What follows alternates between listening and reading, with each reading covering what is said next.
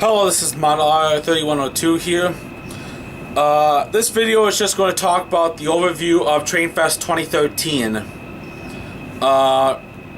It's nice seeing all the manufacturers, layouts, and just shopping in general at Trainfest 2013. Today is obviously November 9th, 2013, and I'm home from Trainfest, obviously. But let's start off with the manufacturers. Start off with Athearn, because Athearn, they have a lot of announcements for Trainfest 2013. Today, well, actually, they announced already yesterday via Facebook and other social media sites. They announced one of them was modernizing the SD70ACs and SD70M-2s for the just in general. They are modernizing them in the NS SD70ACs, which is part of the reason of the heritage units. They also are modernizing the UP SD70ACs, which are the 8700s and the 8800s, and I think the later 8600s. And the EMD demonstrators, 1201 and 1202, and all the other demonstrators. And then the Canadian National SD70M-2, which the sad part is that the M-2s don't have operating marker lights. So just a heads up, if you're going to pre-order one, you better be thinking about possible adding marker lights, lights for the marker lights. Then they're announcing the GP7 and GP9Us in the Topeka cab that Santa Fe did. And this is just like another version of a GP7 and GP9. And then their main big announcement, an all-new locomotive that's never been produced in mass plastic in HO scale ever, is the GP39X and the GP49, which I thought that would not be a possible solution, or that would be a possible announcement, but it was. And they have three variants. One of them will be the Southern, obviously, Norfolk Southern, and then the other one, I don't know. And also Athearn won the JLWI 2000, or aka James Wright, People Choice Award by apparently a landslide. I actually got to meet James Wright in person today. So if you haven't seen JLWI 2000's YouTube channel, I highly suggest you go to his channel and watch his videos. They're awesome.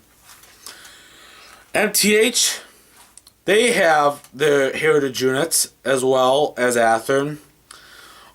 As of today, Athearn only has the first 4 heritage units out on the shelves, which then includes NS 1065 through NS 1068, and then 1069 through 1074 will be shipped out this upcoming Tuesday, November 12th.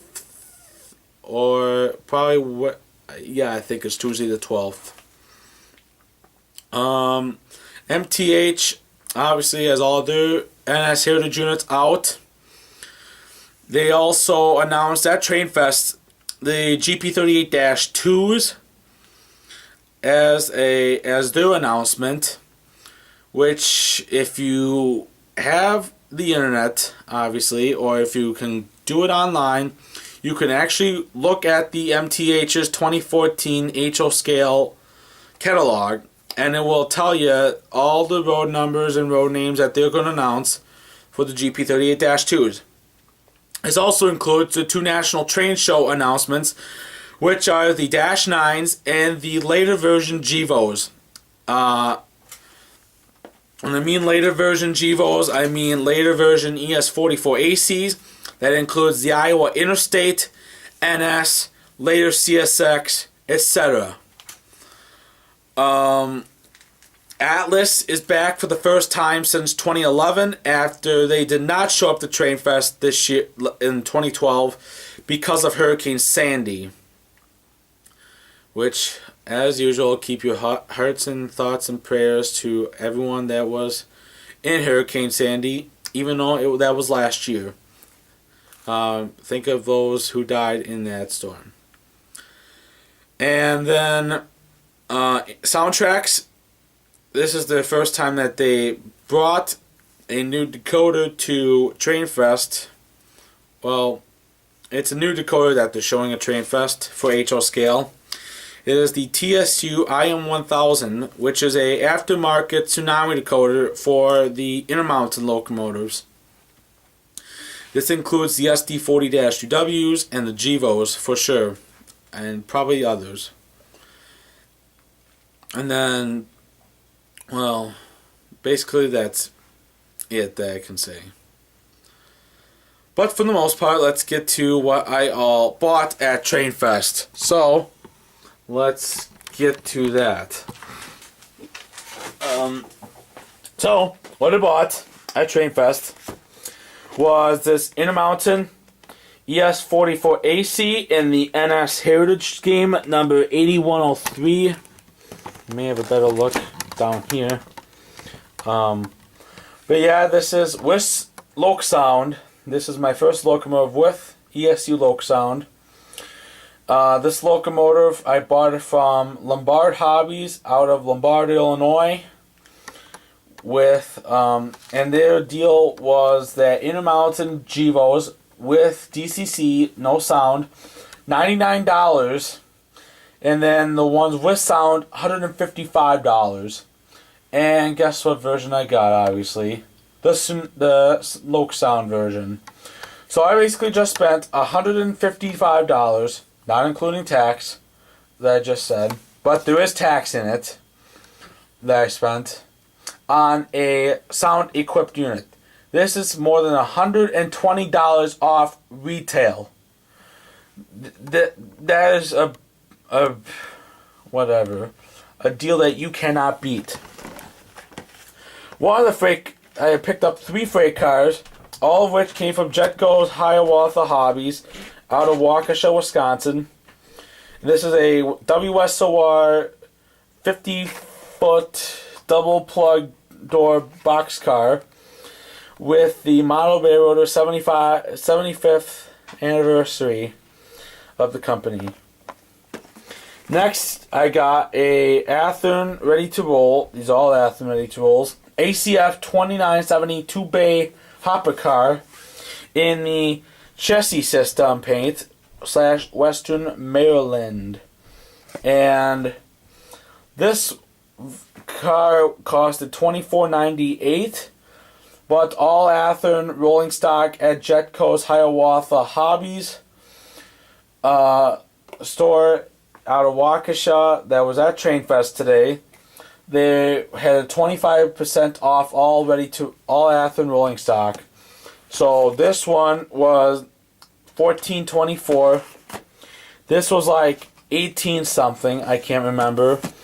And then last I picked up a Cupola Caboose from Athearn Ready Tool, obviously, in the Wabash paint scheme.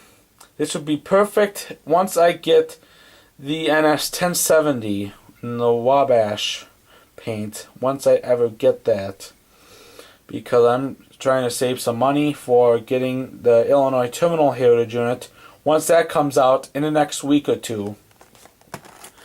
So, and then I also picked up 2 Walthers 40-foot high cube containers, and they were $10 each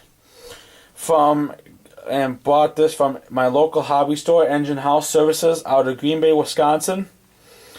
And now I can fit this on my very short intermodal train, which that means I will have no room now to put any more stacks on my train. So, there you go. There's all my purchases from Trainfest 2013. I will be making a review on the Intermountain GEVO, along with making a video on all the photos I took at Trainfest. Thanks for watching, and have a good day.